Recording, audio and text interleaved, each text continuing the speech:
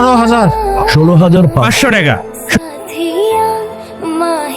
কর্তা নামে ডাকাত করছিল তিনোটাই মাছ সব নিয়ে গেছে। তোমাগুলো মারধর করে নাই তো? না, খালি ওই গণেশের নৌকা থেকে ফালাই দিছিল।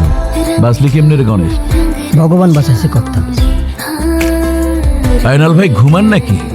আয়নাল ভাই, আপনি যাই না শুনে ডাকাতির মাছ কিনলেন, কাজটা কি আপনার উচিত হয়েছে ভাই? মুখ সামলায় কথা বলো সাহা। আমি ডাকাই। আপনি ডাকাইত এটা তো আমি বলি নাই। আমি বলছি আপনি ডাকাতির মাছ কিনছেন। কিনলে কি করবি রে? হ্যাঁ, কি করব? দেশে আইন কানুন নাই, কিভাবে জানে মেরে ফেলাম। অত সহজ।